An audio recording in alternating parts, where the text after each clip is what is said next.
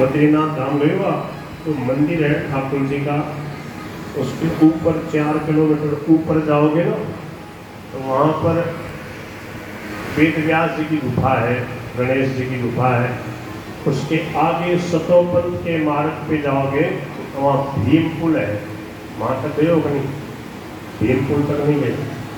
भीम पुल के नीचे सरस्वती नदी बड़ी तेजी से इधर से बह के आती है ऐसे, और ऊपर से अलकनंदा बहती है। सतोपंथ ऊपर से है ना, अलकनंदा बहते आ रही, इधर से सरस्वती तेजी से बह के जहाँ मिलती है वो केशव प्रयाग है।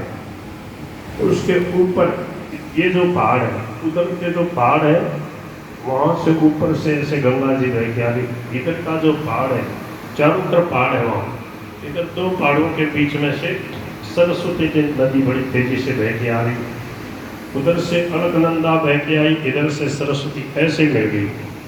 यहाँ पर केशव प्रयाग है। केशव प्रयाग के पास ये सतोपंथ का मार्ग है, ऊपर पहाड़ के किनारे किनारे जाने का। तो सरस्वती नदी के ऊपर भीम पुल है। भीम पुल का मतलब एक शिला है, अब उस पर सड़क भी थोड़ी सी बन गई है। वो भीमसेन ने रखा था, 2 पहाड़ों के बीच में एक शिला रख दी बड़ी भारी, इसलिए उसका नाम है भीम पुल। समझ गए? ऊपर की तरफ श्री नारद जी महाराज का आश्रम है, बोल गिरधर गोपाल की जय। तो नारद जी अपने आश्रम में बैठे भागवत जी की रचना करी और बोले अब सुखदेव जी कैसे आवे, उनको पढ़ाऊं।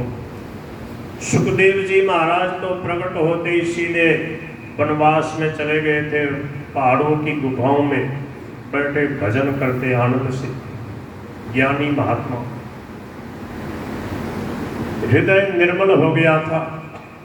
भगवान वेद व्यास जी के कुछ शिष्य भागवत जी के कुछ श्लोक पढ़ते हुए वहाँ से समिधा वगैरह लेके आते, कंदमूल फल लेके आते हो, भागवत जी के श्लोक पढ़ते।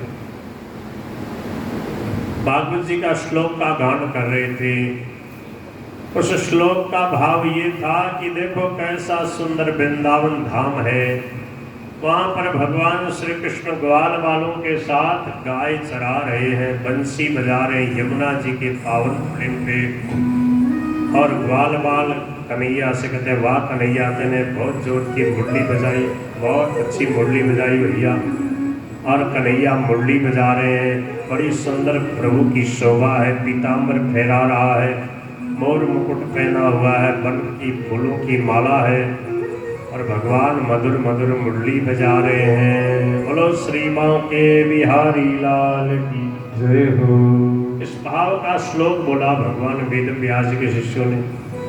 सुखदेव जी ने सुना, आहा ऐसे सुंदर है, ऐसी मधुर मुरली बजा रहे, ऐसे पीताम्बर धारण कर रखा है। तो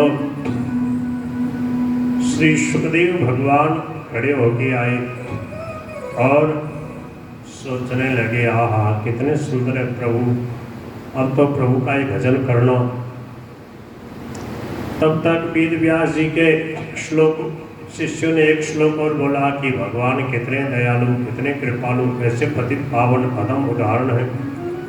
देखो तो सही, पापिनी पूतना भगवान को मारने की नियत से स्तनों में कालकुट जहर लगा के आई, कालकुट विष लगा के आई, मारने की नियत से आई, और उसका भी भगवान ने कल्याण कर दिया, उसकी दुर्गति नहीं हुई है।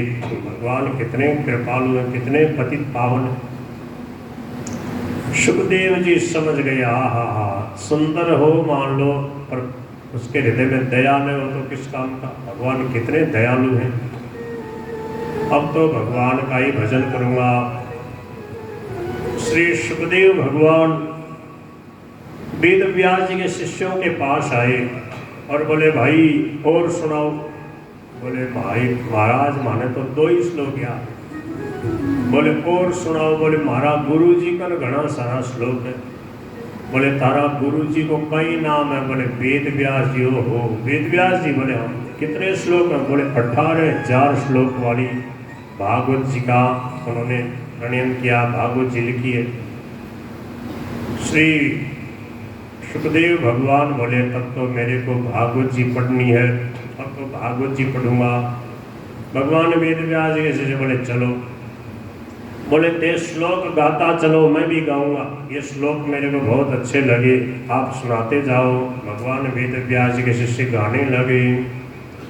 बरहा पीड़ा नटवर वपु कर्णयो कर्णिकारम् विप्रवासः कनककपिशं वैजयन्तीं च मालाम् चन्द्रार्पेण रधरसुधया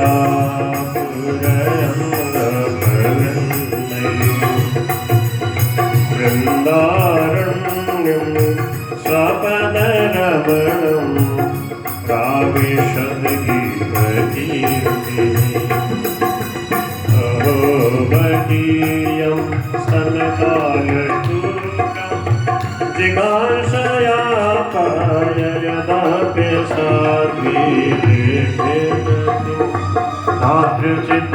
साध्वीचितान्ततोऽन्यं संवादयालं शरणं व्रजेम।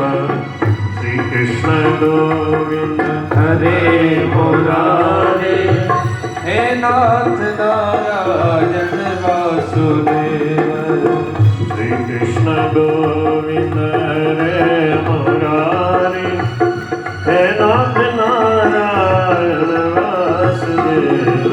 श्री कृष्ण गोविंद हरे मुरारी, हे नाथ नारायण वासुदेव। हरे राम राम राम हरे हरे, हरे कृष्ण कृष्ण कृष्ण हरे हरे। हरे राम राम राम हरे हरे, हरे कृष्ण कृष्ण कृष्ण हरे हरे। हरे राम राम राम हरे हरे, हरे कृष्ण कृष्ण कृष्ण हरे हरे। हरे राम राम राम हरे हरे, हरे कृष्ण कृष्ण कृष्ण हरे हरे। हरे राम राम राम हरे हरे, हरे कृष्ण कृष्ण कृष्ण हरे हरे। हरे राम राम हरे।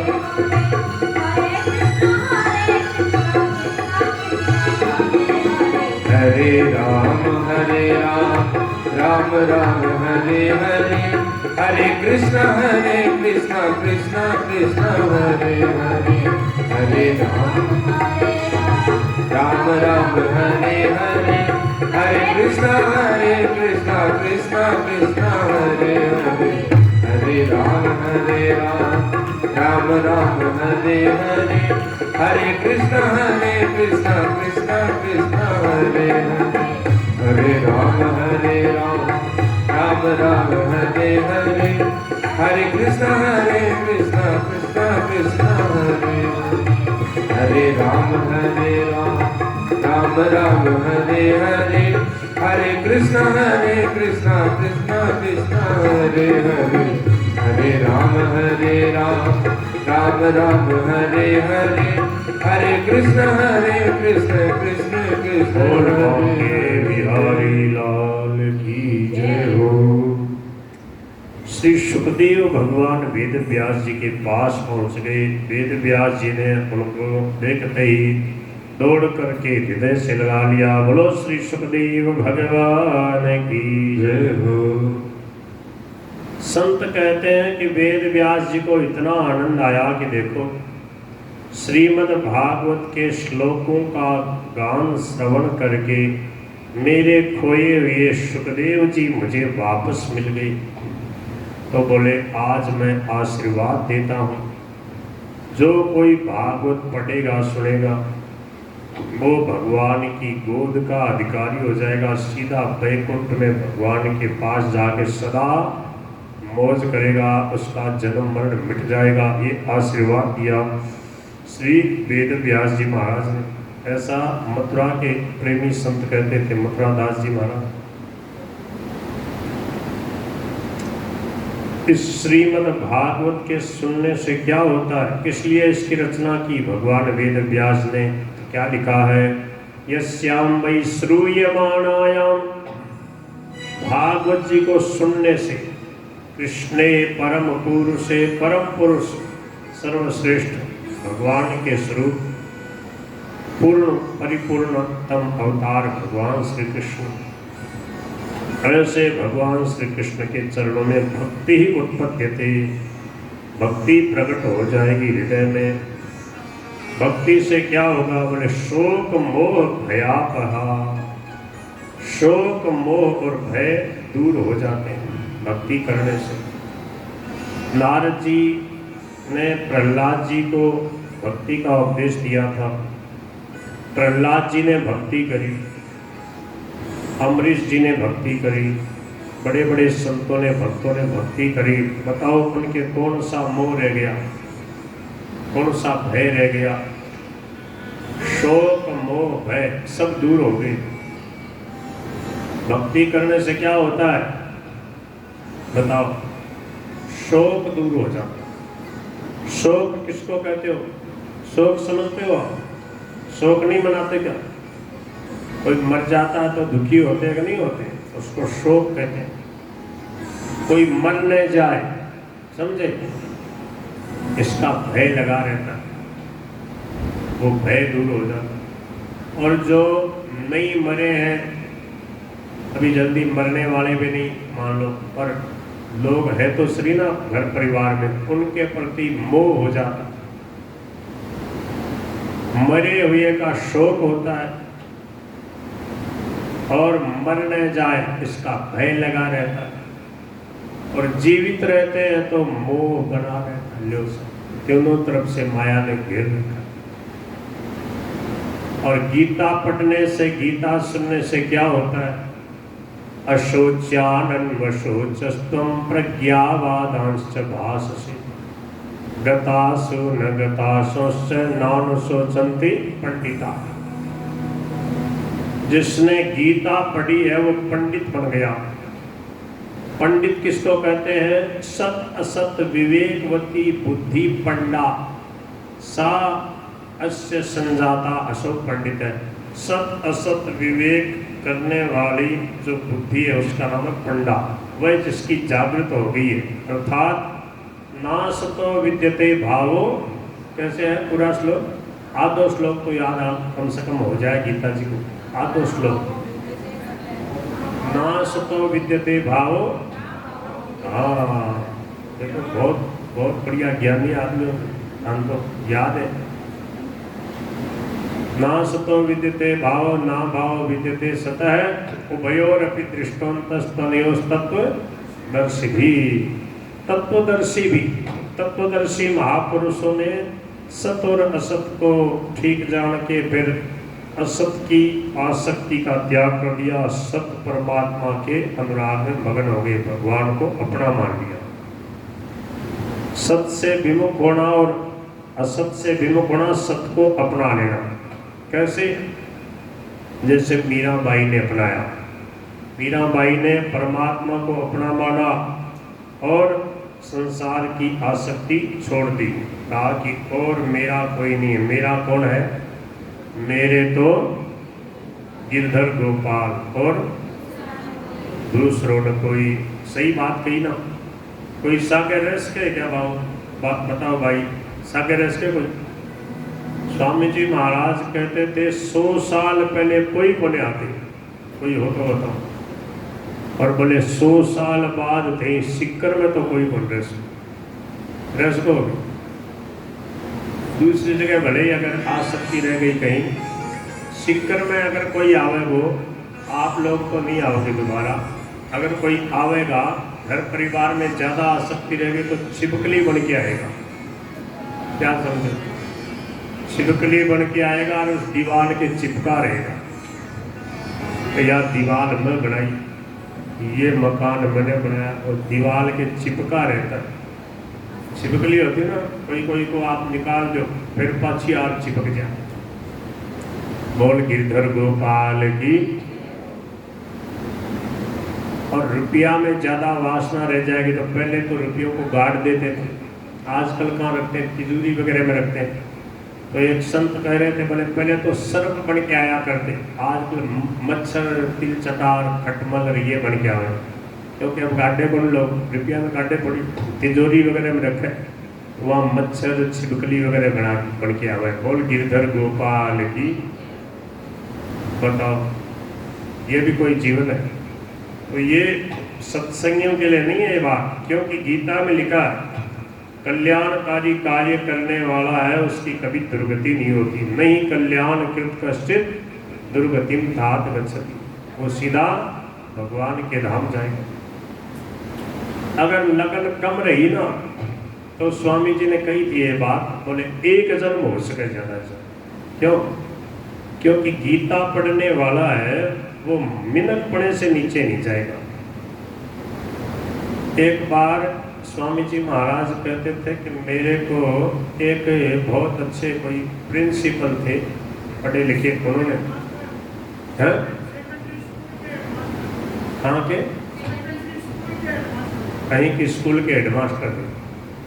तो उन्होंने कहा कि ऐसा क्या करना चाहिए जिससे कम से कम व्यक्ति मिनट पढ़ने से नीचे न जाए, मतलब कम से कम दोबारा जन्म ले तो उसको मनुष्य तो बन जाए और मनुष्य बन के वो भजन करके आगे बढ़ जाए।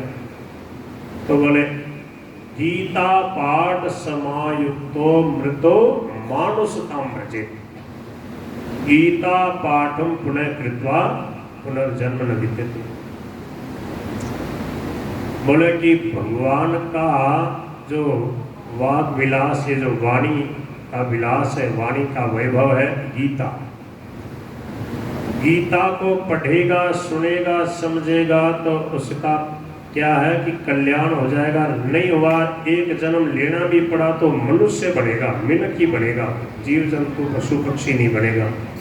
क्योंकि जीव जंतु बन गया तो फिर भजन की सामर्थ्य नहीं रहेगी। जितने जीव जंतु है ना भैया, उनमें भजन की सामर्थ्य नहीं, कर सकेंगे भजन कौन करे ना। भाई रोवे, जब आरती करो ना तो कदे कदे देखना कुत्ता रोसी, मन याद आवा कि देखो मैं भी कदे मिन था, तो मैं भी आरती पूजा सत्संग कौन करे हो, तो भाई रोवे। समझ गए? आपने देखा है क्या? मैंने कई जगह देखा आरती हो कुत्ता रोवे, उधर तो घंटा घड़ियाल बजा, उधर कुत्ता रोवे। क्यों रोवे मैं बताओ? अपना कर्मान रोवे। बोले मैं भजन कौन करे हो, कीर्तन कौन करे हो, देखो मनुष्य हो थे, आरती पूजा करते तो आज कुत्ता नहीं बनना। तो कुछ कुछ उनके संस्कार रह जाता होगा, इसलिए याद रहती होगी। जैसे हिरण था ना, आगे कथा है, भरत मुनि हिरण बन गया, उसको याद था सब, तो कुछ संस्कार रहता तो उनको याद आ। अच्छा, किसी किसी के ऐसा संस्कार रहता है कि वो प्रभात फेरी में वगैरह हमने देखी तो एक दो कुत्ता वो पूरी प्रभात फेरी में साथ में चलता है। इसका मतलब वो संस्कारी है, पर मोह ममता कुछ रह गई या कुछ ज़्यादा लड़ाई झगड़ा करता था, सत्संगी होकर के भी लड़ाई झगड़ा करता था, तो वह कुत्ता बन गया, पर संस्कार है उसके। ज़्यादा लड़ाई झगड़ा करे ना उसको कुत्ता बना देते हैं भगवान, बताओ। पर भजन नहीं कर पाता, फिर सत्संग में थोड़ी जा पाता।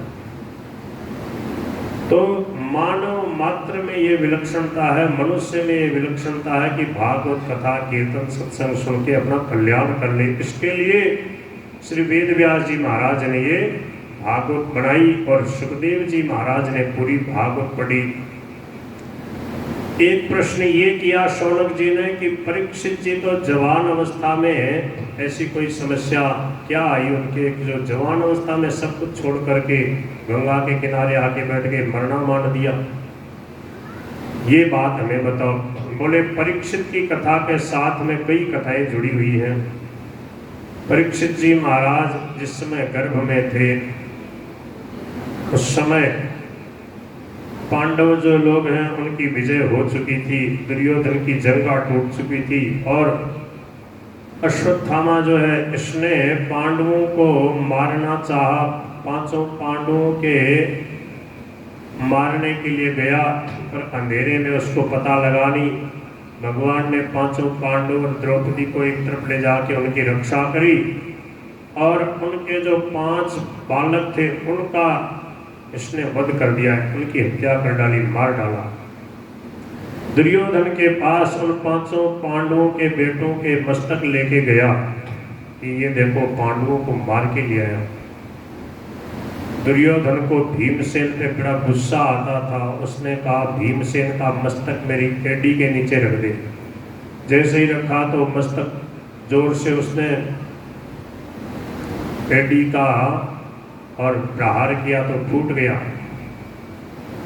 दुर्योधन ने कहा अरे अश्वत्थामा तुम बड़ा नालायक है, तुमने हमारे बेटों को मार डाला, ये पांडवों के सिर नहीं है, भीमसेन का मस्तक ऐसे नहीं फूट सकता।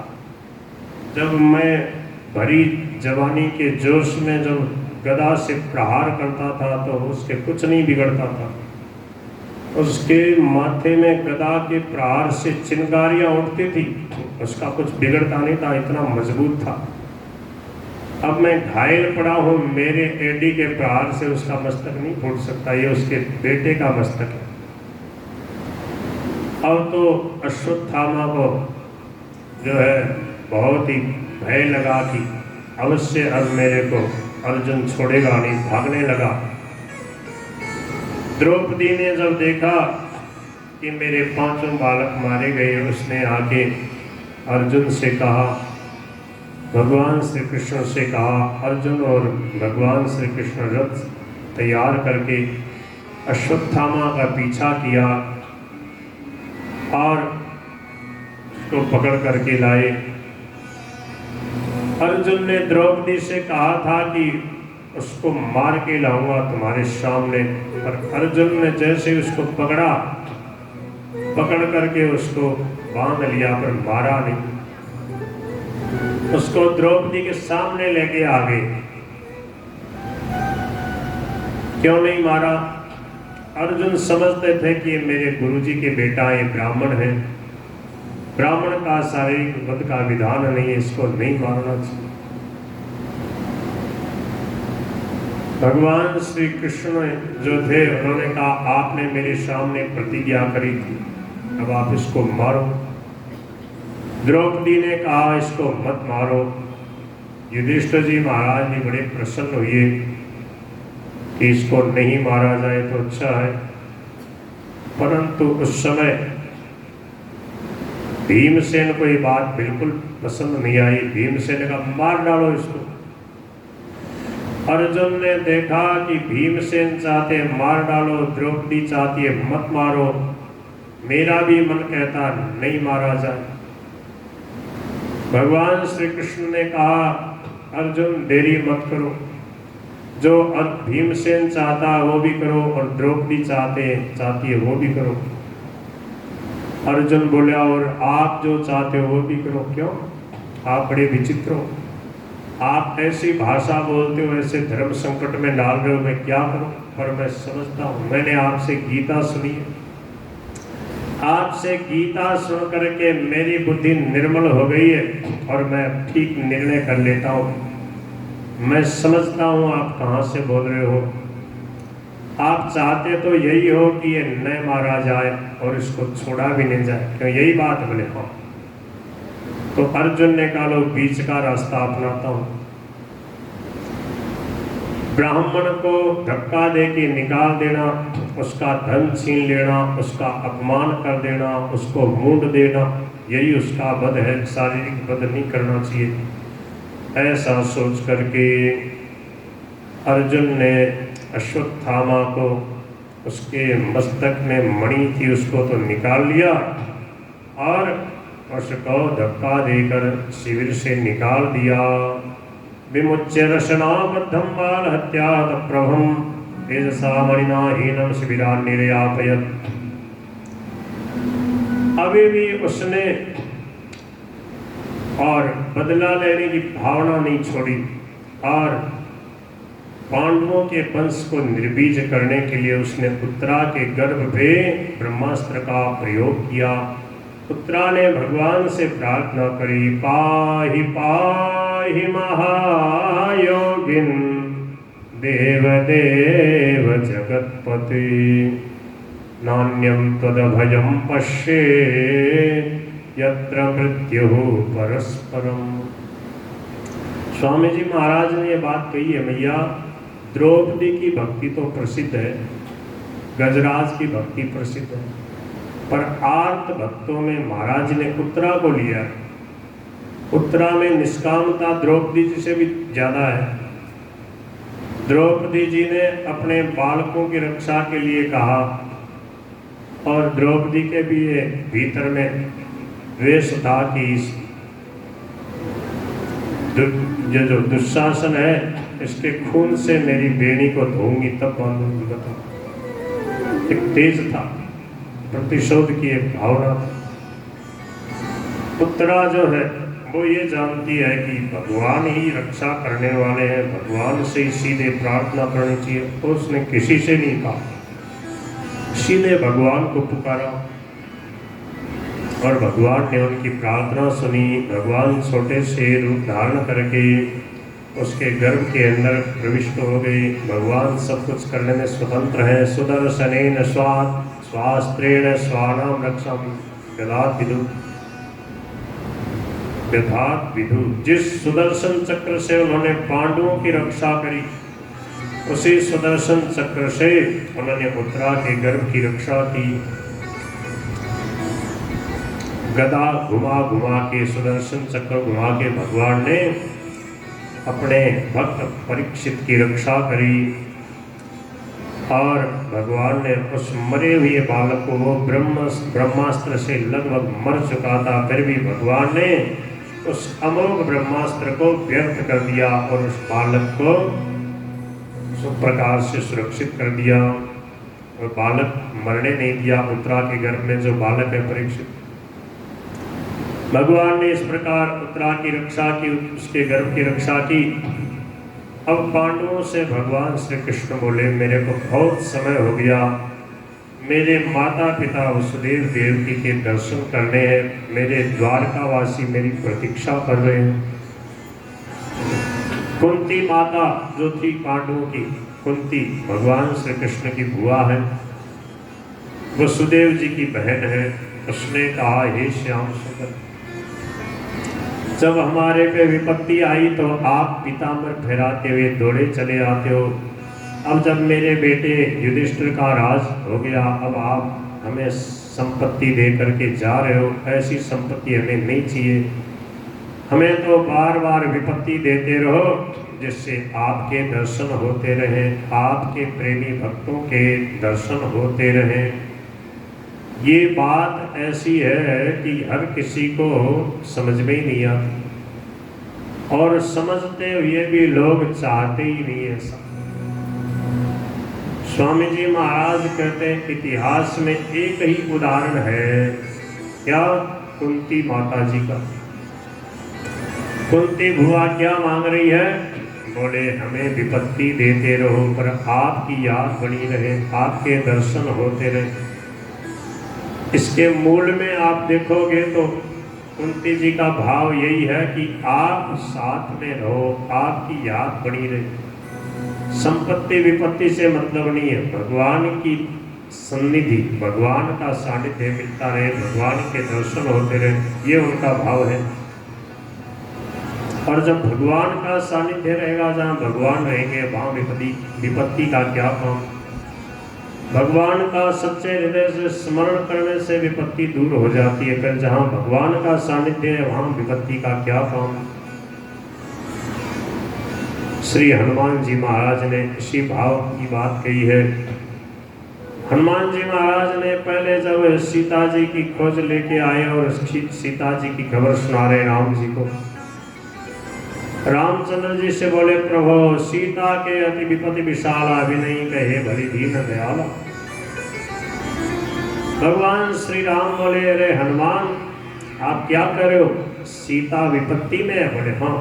बोले नहीं हो सकती। क्यों? बोले अभी तो आप कह रहे थे कि नाम पारो दिवस निशी ध्यान तुम्हारा कपाट लोचन निज पद जंत्रित जाए प्राण की बात। मेरा ध्यान कर रही है, मेरा नाम ले रही है, तब फिर विपत्ति हो सकती है, कभी नहीं हो सकती।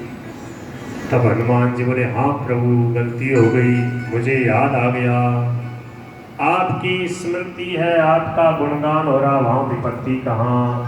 जब जीव आपको भूल जाता, अभिमान में फूल जाता, तो फिर विपत्ति आती।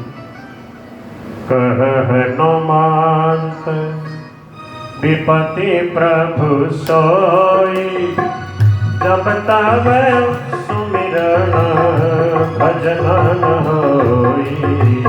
कह हनुमंत विपत्ति प्रभु सोई, जब तब सुमिरन भजन न होई। कह हनुमंत विपत्ति प्रभु सोई, जब तब सुमिरन भजन न होई। कह हनुमान विपत्ति प्रभु सोई, तब तब सुमिरन भजन न होई। जय सिया राम, जय सिया राम, जय सिया राम, जय सिया राम। तो सच्चा सुख कहाँ है? सच्चा सुख भगवान के भजन में, सच्ची शांति भगवान के भजन में है। संत क्या कह रहे हैं? चेतावनी पद संग्रह में 16 नंबर के पृष्ठ पे ये बात लिखी है, मिलता है सच्चा सुख केवल मिलता है। सच्चा सुख केवल भगवान आपके चरणों में, भगवान आपके चरणों में। यह विनती है पल पल छिन छिन, यह विनती है पल पल छिन छिन, रहे ध्यान आपके चरणों में। हो रहे ध्यान आपके चरणों में।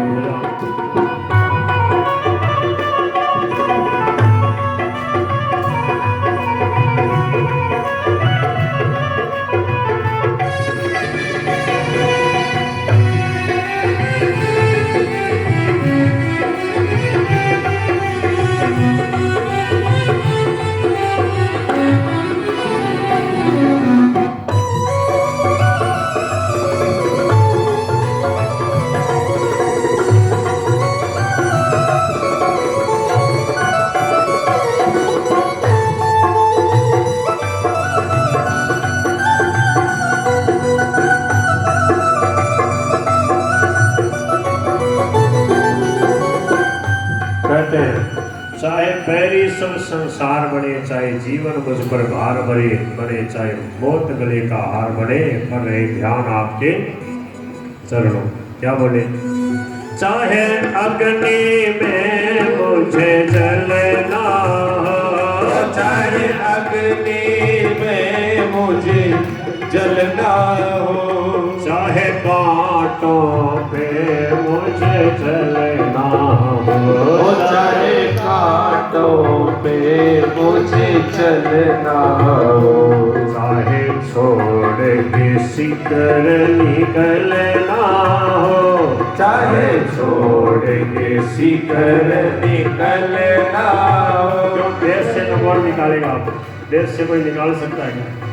कोई भले ही चले जाए इधर उधर, देश से भाग जाए, क्यों जाते हैं अमेरिका तक जावे लोग, और भले ही सब कुछ छोड़ना पड़े, पर आपको नहीं भूले हे नाथ। चाहे छोड़ के देश निकलना हो, चाहे ध्यान आपके चरणों में, हो रहे ध्यान आपके चरणों में। मिलता है सच्चा सुख केवल भगवान आप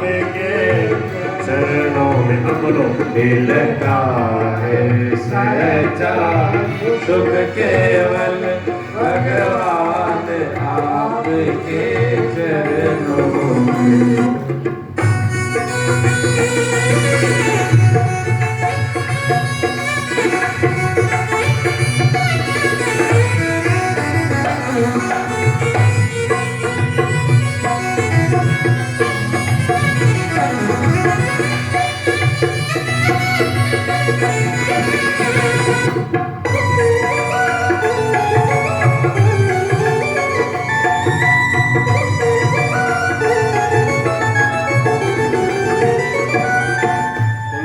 कुंती बुआ जी क्या करिए, भले कितनी विपत्तियां आती रहे पर आपकी सन्निधि बनी रहे। चाहे संकट ने मुझे घेरा हो, चाहे संकट ने मुझे घेरा हो, चाहे चारों तरफ अंधेरा हो, चाहे चारों तरफ अंधेरा हो, पर मन नहीं डगमग मेरा, पर मन नहीं डगमग मेरा हो, रहे ध्यान तुम्हारे चरणों में, और रहे ध्यान तुम्हारे चरणों में। वो मिलता है सच्चा सुख केवल, मिलता है सच्चा सुख केवल भगवान आपके चरणों में। ओ भगवान आपके चरणों में।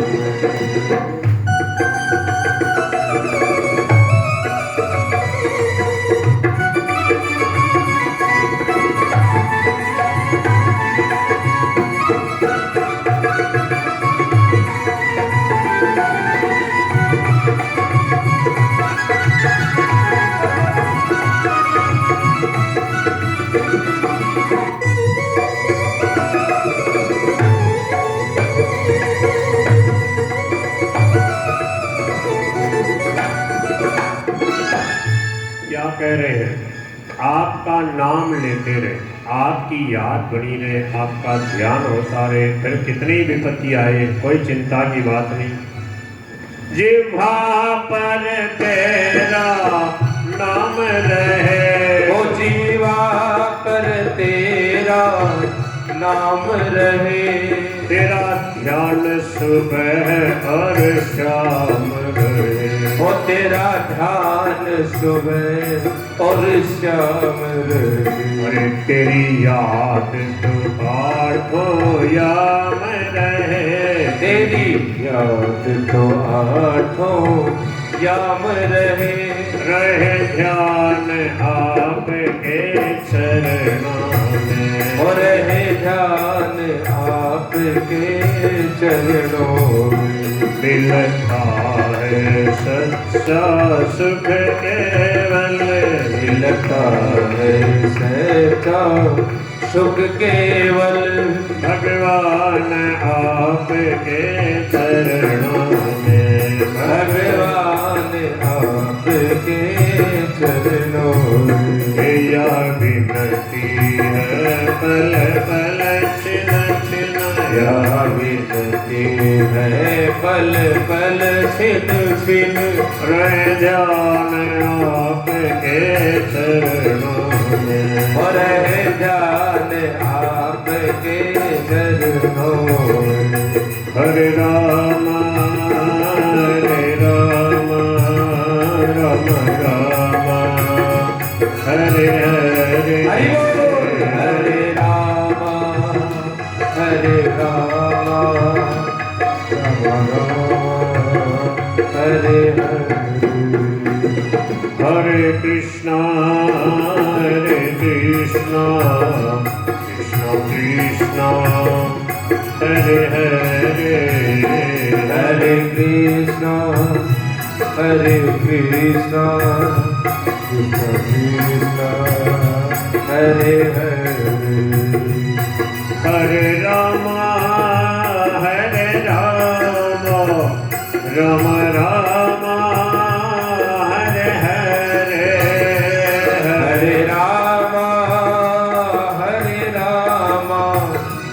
राम राम हरे हरे हरे कृष्ण कृष्ण कृष्ण हरे हरे हरे कृष्ण कृष्ण कृष्ण हरे हरे हरे राम राम राम हरे हरे हरे राम राम हरे हरे हरे कृष्ण कृष्ण कृष्ण हरे हरे राधे हरे कृष्ण कृष्ण कृष्ण हरे हरे बोल बांके बिहारी लाल की जय हो भक्त वत्सल भगवान की जय हो। तो कुंती बुआ ने क्या कहा, मिलता है सच्चा सुख केवल श्री कृष्ण तुम्हारे चरणों में। भले इस संकट ने मुझे घेरा, चाहे चारों तरफ अंधेरा हो, पर मेरा मन आप में लगा रहे, आप मुझे प्यारे लगते रहो। बड़ी सुंदर स्तुति करी और कहा, प्रभु अभी आप मत जाओ। कुछ दिन कुंती बुआ जी के आग्रह करने पे प्रभु और रहे। फिर एक दिन प्रभु चलने की तैयारी सोच करके युधिष्ठिर जी से बोले, बड़े भैया अब मुझे आज्ञा दो। बोले, प्रभु मैं बहुत दुखी हूँ। क्यों? बोले, मेरे कारण से कितने जो है घर परिवार उजड़ गए, जिनके भाई मर गए, जिनके पति मर गए, जिनके पिता मर गए। ऐसी माताओं बहनों को, विधवाओं को रोते हुए देखता हूँ, मुझे बहुत दुख होता है कि देखो कितने लोग मर गए महाभारत के युद्ध में। अगर मैं युद्ध नहीं चाहता, मैं राज्य नहीं चाहता तो ये क्यों मरते? मैं स्वार्थ में आकर राज्य के लोग से इतने लोगों का दुख देने वाला बन गया। मैं बहुत दुखी हूँ। देखो जो धर्मात्मा होते ना, संत महापुरुष, अपने दुख से दुखी थोड़ी है, दूसरों के दुख से दुखी हो। यही संतों की पहचान है। स्वार्थी संसारी आदमी में और संतों में क्या फर्क है? संसारी आदमी दूसरे के सुख से दुखी होता है, ईर्ष्या करता, बोले यो सुखी क्यों है, यो दुख पावेंगे, टांग पकड़ के नीचे खींचा। जो टोना टोटका करा देते ना, परेशान करते हैं लोगों को, वो क्या है, जलन होती है उनको, दुख। वो आदमी को भला भुला देकर दुखी होते, राक्षसी स्वभाव के लोग। गाय दूध देना बंद कर दिया मैया, ऐसे ऐसे मंत्र भी मार देते। बताओ गाय ने क्या बिचारे क्या बिगाड़ा? गाय के नजर लग जाती। बड़े विचित्र लोग। नारकी जो लोग हैं सीधे नरक में जाते हैं। ऐसे लोग, शांति नहीं मिलती उनको। शांति मिल सकती है क्या? दूसरे को दुखी करके कोई सुखी हुआ क्या? उसको भयंकर दंड पर मिलता है। पर संत लोग इस बात से दुखी होते हैं कि बेचारे का दुख दूर कैसे हो जाए। तो धर्मात्मा युधिष्ठिर जी ने कहा, प्रभु मेरे हृदय में बड़ा शोक हो रहा है। भगवान श्री कृष्ण ने कई प्रकार से समझाया पर नहीं समझ में आया।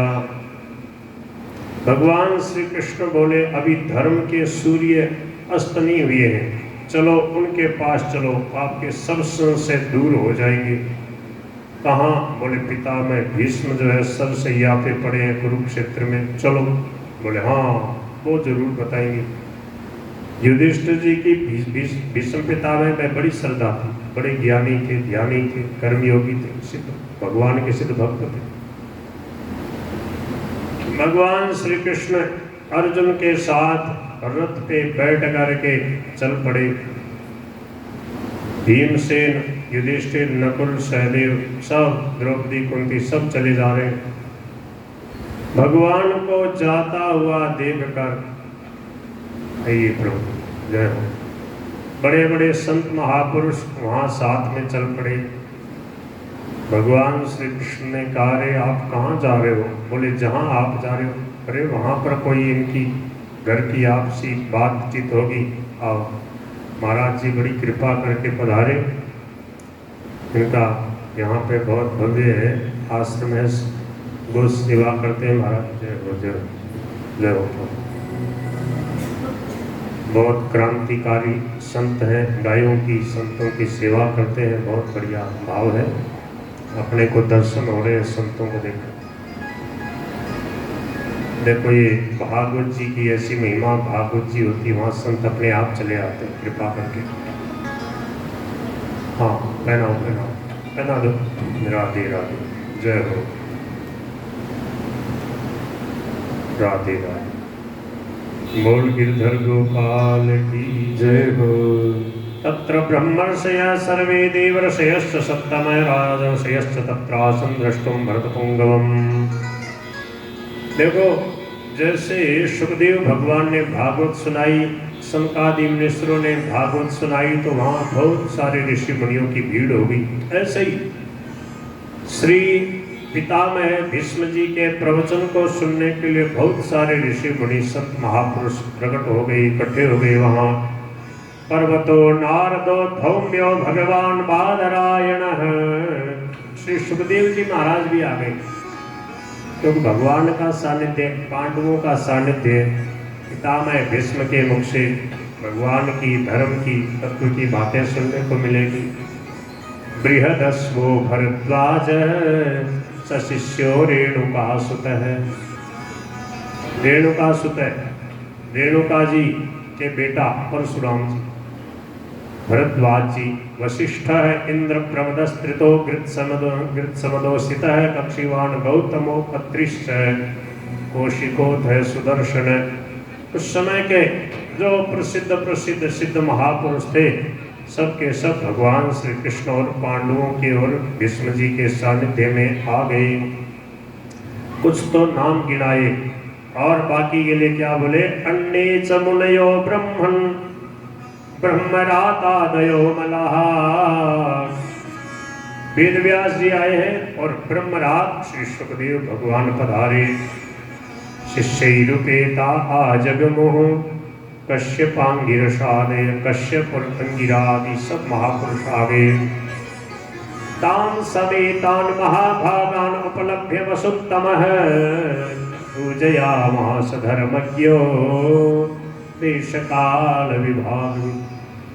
देश काल के विभाग को समझने वाले की अब इस समय मैं प्रत्यक्ष में और वैसे षोडशोपचार से भगवान की पूजा नहीं कर सकता। आदर पूर्वक, भाव पूर्वक, मन ही मन भगवान की पूजा करी, प्रभु को प्रणाम किया, बाहर भीतर से उनको नमस्कार किया।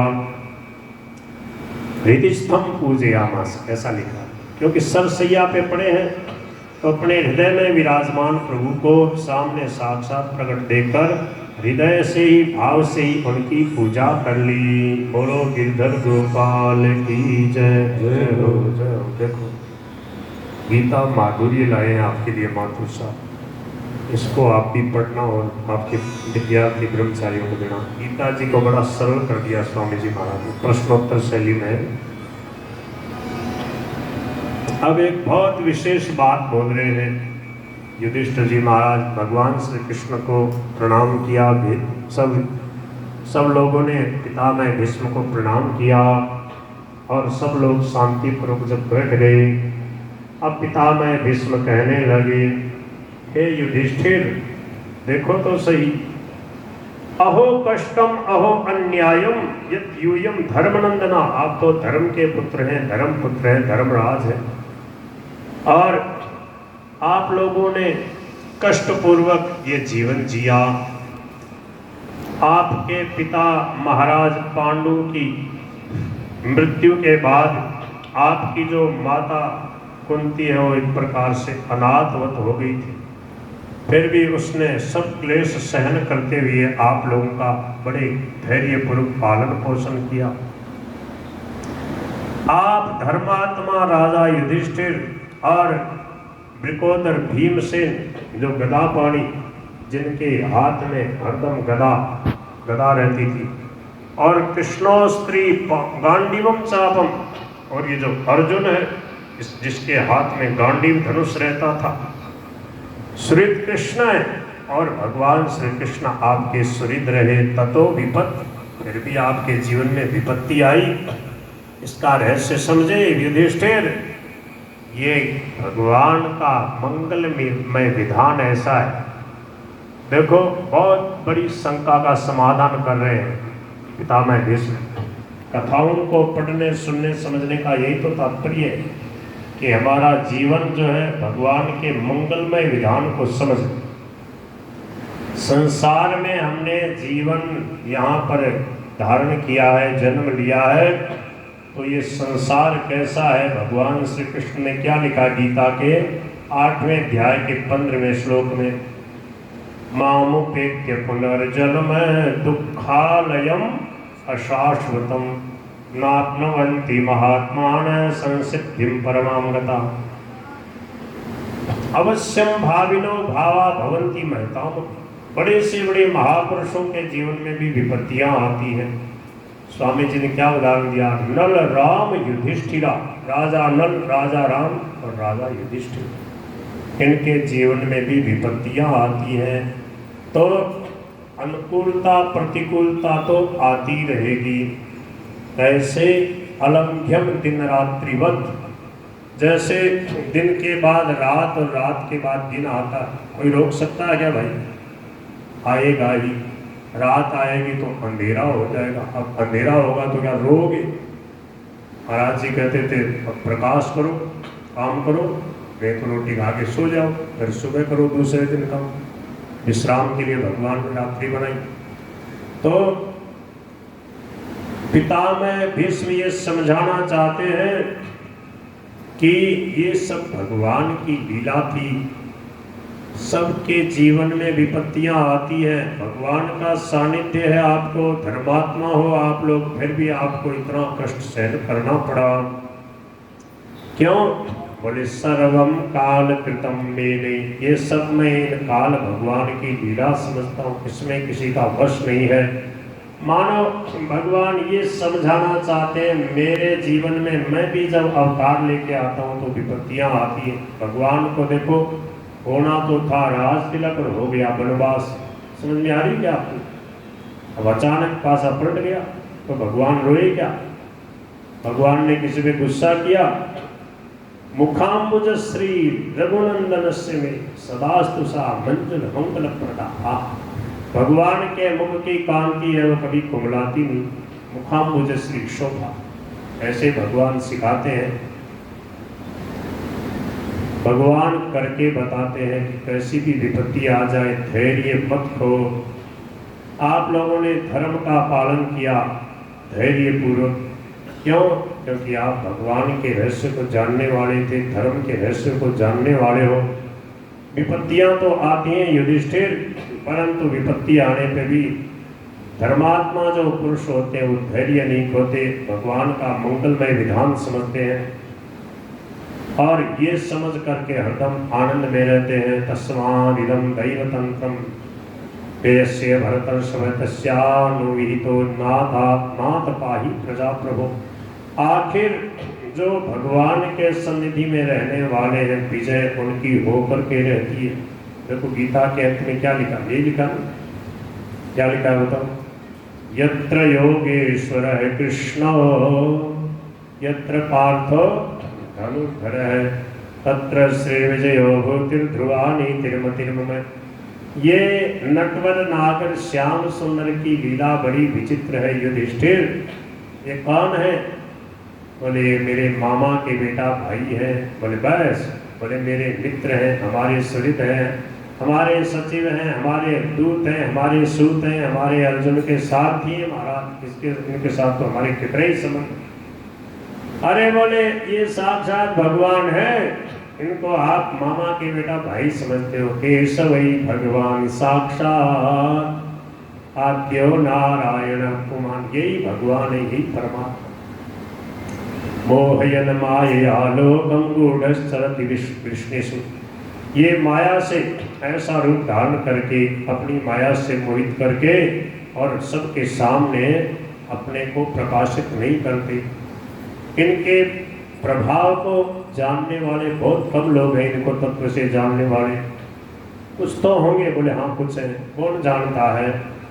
अस्यानुभावम भगवान वेद गुह्यतमम शिवः देवर्षिर नारद साक्षात भगवान कपिलो नृप।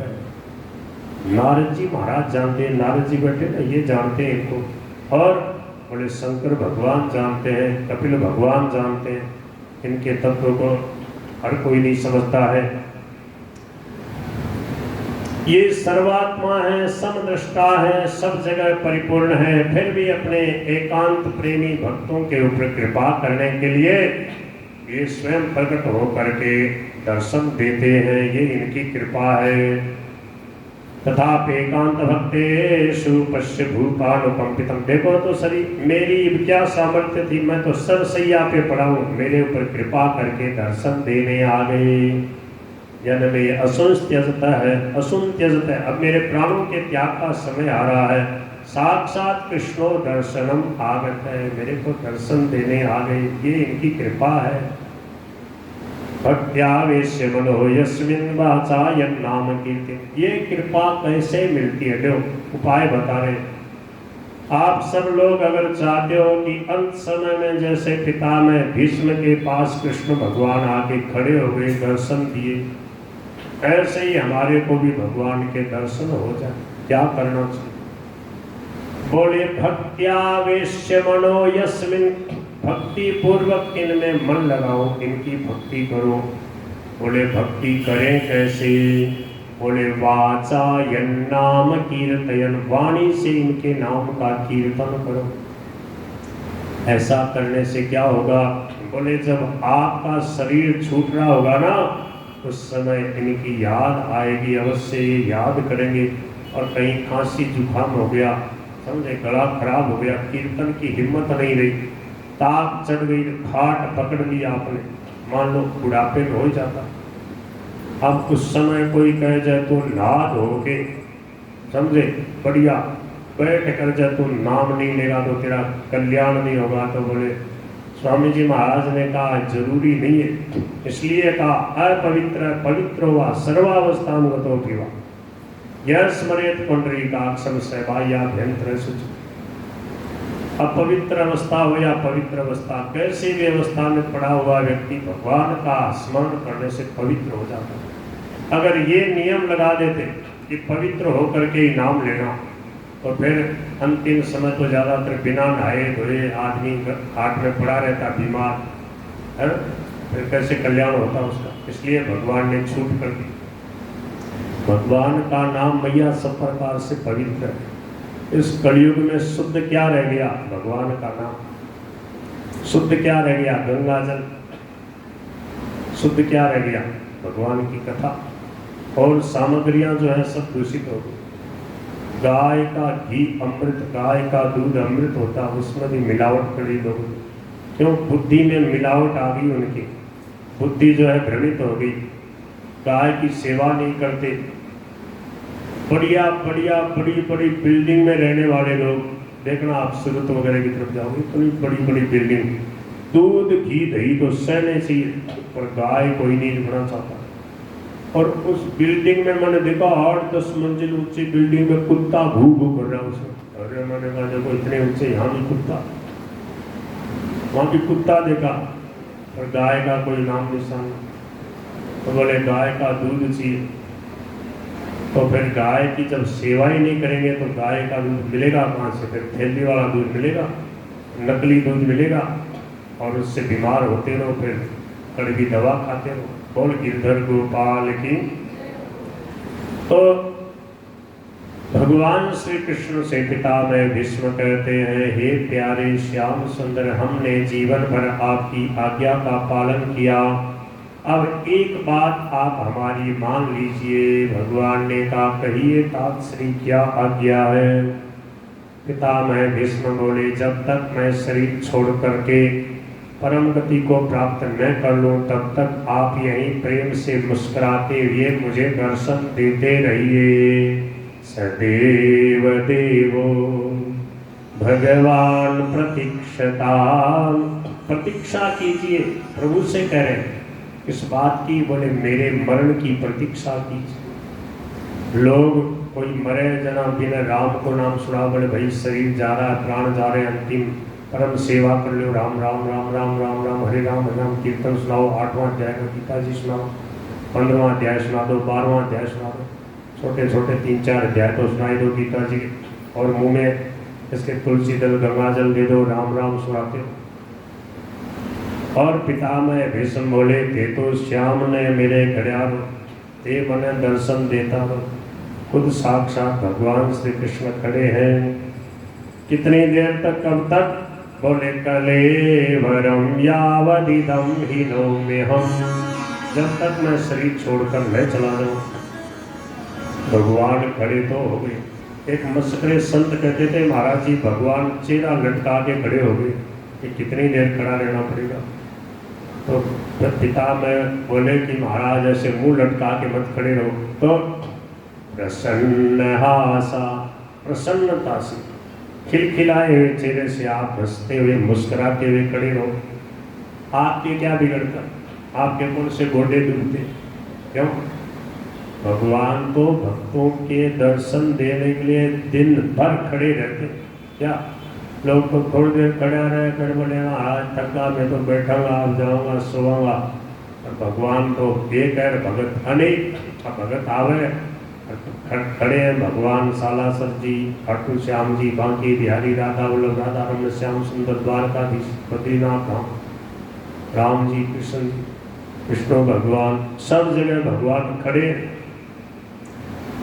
पूरी ड्यूटी निभा रहे, खड़े खड़े दर्शन दे रहे। तो भगवान खड़े रहते हैं, भगवान थकते नहीं। क्यों नहीं थकते बताओ? भगवान का शरीर पांच भौतिक नहीं होता, जड़ नहीं होता हमारी तरह। भगवान चिन्मय है, उस चिन्मय रूप से ही भगवान विग्रह रूप में आ गए हैं। तो भगवान खड़े हैं मुरली बजाते हुए, श्याम सुंदर। और फिर युधिष्ठिर जी के पूछने पर दान धर्मान, राज धर्मान, मोक्ष धर्मान, विवाह शास्त्री धर्मान, भगवत धर्मान, समास अभ्यास होता है। बहुत विस्तार से अनुशासन पर्व और शांति पर्व, शांति पर्व, अनुशासन पर्व, 2 पर्व हैं बड़े बड़े। शांति पर्व सबसे बड़ा है महाभारत, 5वां खंड पूरा शांति पर्व, उसको सबसे पहले सुनना चाहिए, तो शांति हो जाती जीवन में, घर में। बड़ा सुंदर उपदेश दिया। और अंत में एक एक पुष्प रूपी स्तुति के एक एक श्लोक बोल के अंत में भगवान के चरणों में प्रणाम किया है। बड़ी सुंदर सुंदर भावना है इनकी। और चाहते हैं प्रभु मेरा मन आप में लगा रहे, आप प्यारे लगते रहो, आपकी रास लीला के मेरे को अंत समय में दर्शन हो जाए। आपने मेरी प्रतिज्ञा के लिए अपनी प्रतिज्ञा तोड़ दी है प्रभु, आप कैसे भक्तवत्सल हैं। इतिमति रूपकल्पिता वितृष्णा भगवती सात्वत पुंगवे विभुम्नि स्वसुखमुपगते क्वचिद् विहरतुं प्रकृतिमुपेयसि यद् प्रवाह। प्रभो मेरी मति गति आप ही हो, आप में मेरा मन लग जाए। इस प्रकार अपने जीवन की जो है पुष्पांजलि समर्पित कर दी, जीवन को भगवान के चरणों में समर्पित कर दिया। और युधिष्ठिर जी आदि सब तो उनका तो सब शोक संदेश दूर हो ही गया था। थोड़ी देर सन्नाटा छाया रहा और फिर ऊपर आकाश में दुंदुभियां बजने लगी और यहाँ पर भी ऋषि लोग भी जय जयकार करने लगे, शंख बजाने लगे। बोलो श्री पितामह भीष्म जी महाराज की जय हो। भगवान ने उनका अंत्येष्टि संस्कार कराया और युधिष्ठिर जी को राजगद्दी पे बैठा करके भगवान अब द्वारका पधारेंगे। ये कथा मध्यम विश्राम के बाद सुनेंगे। अब महाराज जी को थोड़ी देर निवेदन करते हैं। ये माइक दे दो मेरे है उधर दे दो। तो महाराज जी बड़ी कृपा करके पधारे हैं। इनके यहाँ गौशाला में बहुत जोर की कथा हो रही थी, एक दिन हम गए थे, बहुत सुंदर गाए हैं, बहुत अच्छा भाव है, बहुत सुंदर ठाकुर जी हैं। तो ऐसे संत जो है जागृति लाते रहते हैं समाज में, समाज को जो है भगवान की तरफ, गायों की सेवा की तरफ, धर्म की तरफ और प्रेरित करते रहते हैं। अपने को दर्शन दे रहे, थोड़ी देर इनका उद्बोधन सुने। नारायण नारायण नारायण। श्री राम श्री राम। कृष्णाय वासुदेवाय हरये परमात्मने प्रणतः क्लेशनाशाय गोविन्दाय नमो नमः। यत्र यत्र रघुनाथ कीर्तनं तत्र तत्र कृतमस्तकाञ्जलि बाष्पवारि परिपूर्णलोचनं मारुति नमत राक्षसान्तकम्। बोलिए श्री हनुमान जी महाराज की जय हो। श्रीमद्भागवत भगवान की जय हो। गौ माता की जय हो। सत्य सनातन वैदिक धर्म की जय हो। जय जय श्री राम। प्रातस्मरणीय अकारण ही करुणा कृपा करने वाले श्री हरि के वांग में स्वरूप श्रीमद् भागवत भगवान को प्रणाम। व्यास गद्दी पर विराजमान होकर हम सबको भगवान की पावन कथामृत का पान करा रहे सुख स्वरूप पूज्य श्री रामानंद दास जी महाराज,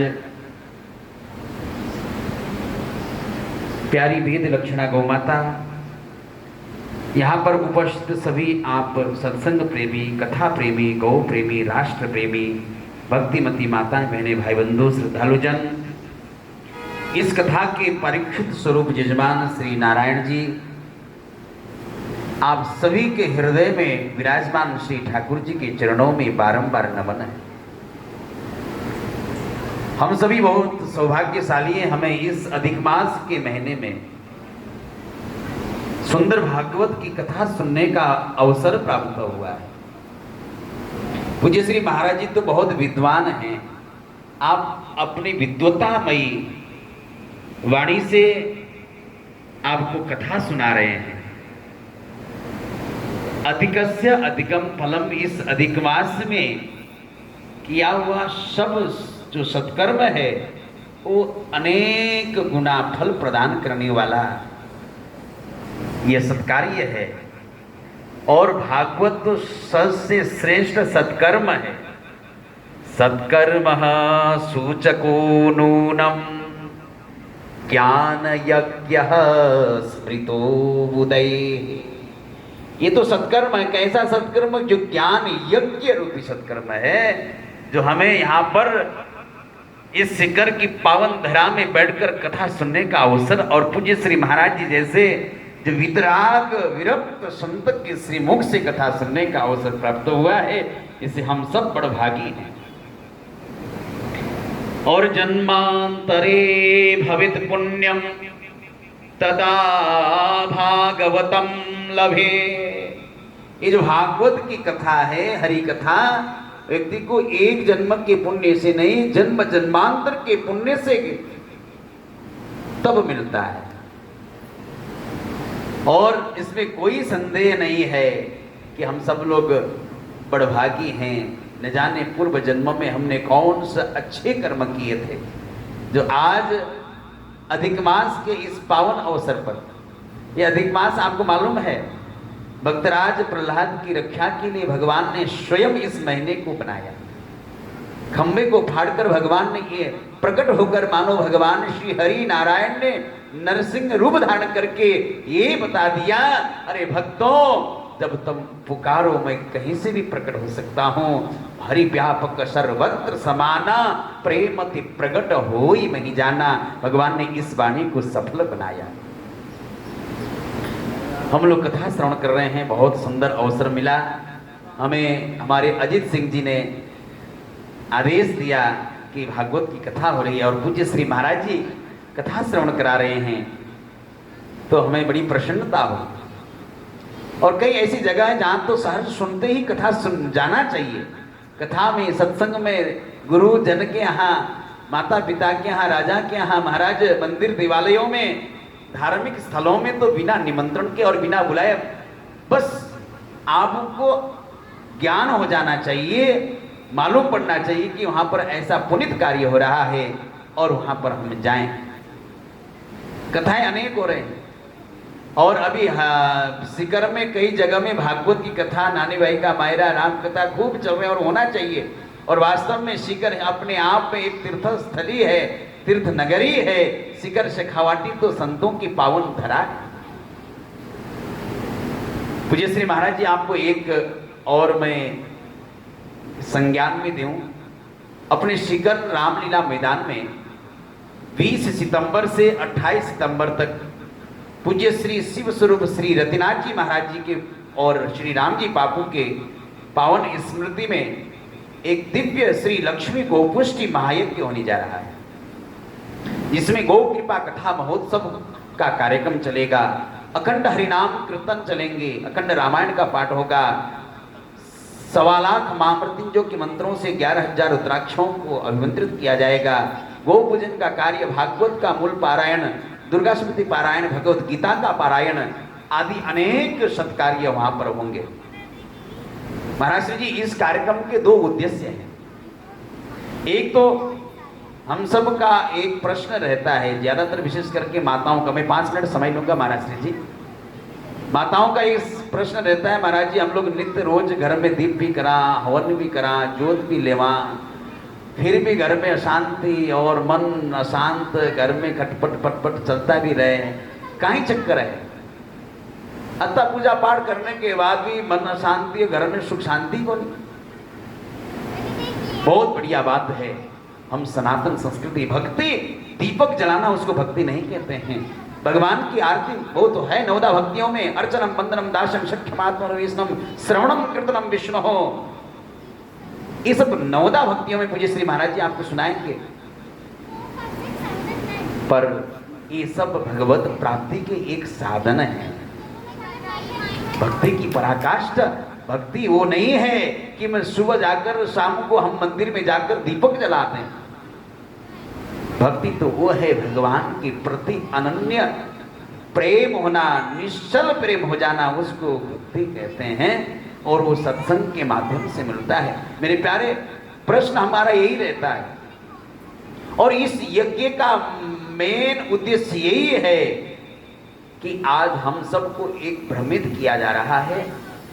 ये आप सोचिए कि जी हमारे घर में जलने वाला दीपक, हमारे मंदिरों में अखंड जलने वाला दीपक ज्योत, हमारे घर में होने वाले हवन यज्ञ, इसमें जो घी का प्रयोग हो रहा है वो घी कहां से हमें मिल रहा है और किसका घी है, मूलतः इसको जानना जरूरी है।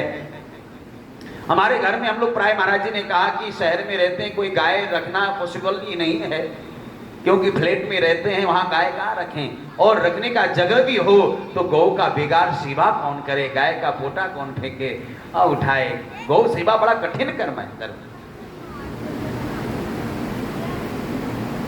हमारे घर में आने वाला दूध 40 रुपया लीटर से ऊपर मिलता है। मिनिमम 40 रुपया लीटर का घी दूध हम लोग पीते हैं और 1 किलो गाय का घी बनाने में कम से कम 25 से लेकर 30 लीटर दूध की जरूरत पड़ती है, जिसको दही बनाकर मतने से मक्खन और घी निकलता है। 1200 रुपया लीटर के दूध से 1 किलो घी तैयार होता है। और हम जब पूजन के दुकान में जाते हैं, सामग्री की दुकान में, और जब दीवा का घी मांगते हैं, हवन के लिए, पूजा के लिए घी मांगते हैं, तो वो घी हमें 200 से लेकर 250, 300, 400 तक मिलता है। कोई उसका रेट नहीं है। 1200 रुपया के दूध से 1 किलो घी तैयार होता है और हमें बाजार में 250 रुपया में घी दिया जा रहा है। जरा सोचिए, आप नित्य सत्संग करने वाले, आप सब बुद्धिजीवी हैं, वो घी हमें कहां से मिल रहा है? आपने सुना होगा कानपुर आदि जहां जहां बुचड़ खाने होते हैं, जब जानवर मर जाता है या जानवरों मरा हुआ जानवरों को ले जाकर उसकी चमड़ी अलग निकालते हैं, हड्डी अलग निकालते हैं, उसके मांस चर्बी अलग निकालते हैं, और चमड़ियों से महाराज अनेक उपकरण बनते हैं, और हड्डी से उसके पाउडर बनता है, चीनी आदि फिल्टर में काम आता है, और कई चीजों में कैल्शियम को बढ़ाने वाला कई दवाई बनते हैं, उसमें प्रयोग में लिया जाता है। और जो चर्बी से लिक्विड पदार्थ निकलता है, उससे 3 प्रकार के लिक्विड निकलते हैं। एक प्रकार का जो लिक्विड निकलता है उससे घी बनाने का काम में लोग प्रयोग लेते हैं, और दूसरा प्रकार का जो लिक्विड बनता है उससे पेंट बनते हैं, अच्छे कलर बनते हैं जो जिसमें चमक रहता है, और तीसरा प्रकार का जो चर्बी का लिक्विड निकलता है जिससे कस्टोमेटिक माताओं का कस्टोमेटिक क्या बोलते हैं उसको, हाँ कॉस्मेटिक, जो कम पढ़ा लिखा हूं, कॉस्मेटिक के जो सामान लिपस्टिक पाउडर आदि आदि बनते हैं उसमें उसका प्रयोग किया जाता है। अब जरा सोचिए, हमें हमारे धर्म को भ्रष्ट करने में कितना षड्यंत्र किया जा रहा है। जिस घी से हम दीपक जलाकर बड़े खुश होते हैं कि हमने भगवान को दीपक जला दिया, वो घी चर्बी से बना हुआ घी का है, और हम चाहते हैं कि हमारा कन्हैया हम पर खुश हो। महाराज जी ने बताया कलयुग में इसकी अगर शुद्ध कोई चीज है वो चीज है हरि नाम हरि कीर्तन, और हरि कीर्तन हरि नाम के सिवा कोई शुद्ध वस्तु है।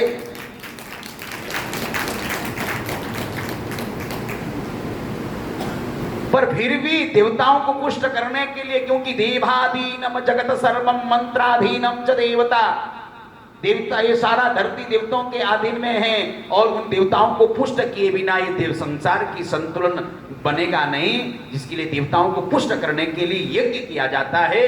मेरे प्यारे, जो चर्बी से लोग घी से दीपक जला रहे हैं, हवन कर रहे हैं, वो सारा फल देवताओं को न मिलकर असुरों को प्राप्त हो रहा है, जिसके करने से हमारे घर में तामस वृत्तियां, मन में अशांति, खटपट आदि आदि बढ़ रहा है। अरे पूजा पाठ करने से तो मन में शांति मिलनी चाहिए, घर में दीपक जलाने से। अरे दीप ज्योति ब्रह्म दीप ज्योति जनार्दन दीपम हरतुमे पापम, दीप से सारे पापों को हट करता है। शत्रु बुद्धि विनाशाय दीप ज्योति नमस्ते है, और शत्रु बुद्धि को नाश करने वाला दीपक हम लोग जलाते हैं, फिर भी हमारे मन में अशांति है, शत्रु बुद्धि हमारे हृदय से मन से नहीं गया, तो ऐसा दीपक जलाने से क्या मतलब। इस यज्ञ के माध्यम से भारतवर्ष के अनेक तीर्थों से, विभिन्न तीर्थों से धर्माचार्य आएंगे, और अब हम लोग उस कार्यक्रम के माध्यम से केवल भारतीय वेद लक्षणा गौमाता का गौघृत से हवन यज्ञ किया जाएगा, और संकल्प लिया जाएगा कि देव कार्यों में जो भी प्रयोग किया जाए घी का, वो वेद लक्षणा गौ माता का ही घी का प्रयोग किया जाए। अन्यथा आप लोग हवन करना बंद कर दीजिए, दीप जलाना बंद कर दीजिए। माताएं कहेंगी कि फिर हम दीपक किसका जलाएं, तिल्ली का तेल का दीपक जलाइए, सरसों का तेल का दीपक जलाइए। महाराज तिल्ली का तेल का दीपक जलाने से घर में ऐश्वर्य समृद्धि लक्ष्मी की प्राप्ति होती है, और सरसों का तेल का दीपक जलाने से हमारे ग्रहों की शांति होती है, और शत्रु बुद्धि नाश विनाश होता है। इसलिए घर में घी नहीं है तो तिल्ली का तेल जलाइए और सरसों का तेल का दीपक जलाइए। पर वो सस्ते के चक्कर में हम लोग कितना पाप कर रहे हैं, इसीलिए हम लोग उस चक्कर में न पड़े। अगर ये सब हमारे से नहीं होता है तो महाराज जी ने अभी व्यासपीठ से कहा कि महाराज भगवान का नाम से बढ़कर सस्ता और सुंदर और स्वच्छ दूसरा कोई नहीं हो, मिलावट बिना मिलावट का कोई नहीं हो सकता है। हरि नाम की सुमिरन किया करें, क्योंकि भगवान के नाम लेने में कोई न नियम है, न कोई धर्म है, न कोई शुद्धता है। और क्योंकि न देश काल नियम शौचा शौच विनिर्णय परम संकीर्तनादेव राम रामेति मुच्यते। भगवान का नाम लेने के लिए न देश काल परिस्थिति, न शौचा शौच विनिर्णय, न शुद्धता अशुद्धता, किसी की भी जरूरत नहीं है। आप जिस देश में, जिस भेष में, जिस परिवेश में रहो, भगवान का नाम जाप करते रहो, उससे हमारा कल्याण होगा। 20 सितंबर से 28 सितंबर तक श्री लक्ष्मी को पुष्टि महायज्ञ श्री रामलीला मैदान में होने जा रहा है। आप लोगों के संज्ञान में भी इस कार्यक्रम के बारे में बता दें। शिखर का अलौकिक दिव्य भव्य कार्यक्रम होने जा रहा है। उस कार्यक्रम में भी जो कलश यात्रा होगा 20 सितंबर को 5100 माताओं के द्वारा कलश यात्रा निकाली जाएगी, उसमें आप सबको वहां पर जाना है। हमारे योगेश माथुर जी घर से माता जी हैं, ये भी 9 दिन के प्रमुख यजमानों में से एक प्रमुख यजमान रहेंगे योगेश माथुर। और जो भी अगर एक दिन के भी यजमान बनना चाहें तो आप लोग आपसे ही संपर्क कर लें तो बहुत अच्छा रहेगा, क्योंकि आयोजक समिति में आपके योगेश जी माथुर जी भी हैं। और मैं नारायण जी से भी निवेदन करूंगा कि आप बहुत भाग्यशाली हो, अधिक मास के इस पावन समय में आपने ऐसे विद्वान पूज्य श्री महाराज जी, जिन्होंने अपने जीवन में ऐसे परमहंस अद्वितीय पूज्य श्री रामसूरदास जी महाराज जी का संगत किया, जिन्होंने उनका अनुकरण किया, उनका सानिध्य प्राप्त किया, ऐसे विलक्षण अवधूत महात्मा के श्रीमुख से हमें कथा सुनने को मिल रहा है। अवश्य ही हम लोग सब परम सौभाग्यशाली हैं। जय नारायण, जय श्री राम। श्रीमद् भागवत जी को प्रणाम, संत द्वय को प्रणाम, आगंतुक भक्त महानुभाव भक्तिमती माताएं, सबके चरणों में सादर प्रणाम करके 2 मिनट के लिए मैं आपका समय देना चाहूँगा। आदरणीय संत श्री जो पालवास से पधारे हैं, बहुत बढ़िया गौशाला चलाते हैं। मैं गौशाला देख के आया, बहुत बढ़िया गौशाला चलाते हैं और श्रीमद्भागवत कथा भी करते हैं, अच्छे विद्वान। नमन है उनको। आज आकर के हमारे इस समारोह में शोभा बढ़ाई है और बहुत बढ़िया सूचना दी है। जो रामलीला मैदान में उत्सव होने जा रहा है, उनको पता नहीं। तीसरी बात तो ये है कि कुछ गीता प्रेस की पुस्तकें पुस्तक प्रसाद के रूप में लेते जाएं। गीता प्रेस की पुस्तक के संबंध में सेठ जी श्री जयदयाल जी गोविंदका ने कहा कि गीता प्रेस की पुस्तक का प्रचार करना भी परम सेवा है। परम सेवा उसको कहते हैं जिसकी परम सेवा हो जाए, उसको फिर बाद में सेवा की आवश्यकता ही न पड़े, अर्थात उसका कल्याण हो जाता है। भाई जी पुस्तक ले जाइए, भाई जी पुस्तक ले जाइए, पुस्तक ले जाइए। परम सेवा का तात्पर्य है कि जिसकी परम सेवा एक बार हो गई, उसको फिर कभी परम सेवा की आवश्यकता ही नहीं पड़े, अर्थात उसका कल्याण हो गया, उसको परमात्मा की प्राप्ति हो गई, वो परम सेवा।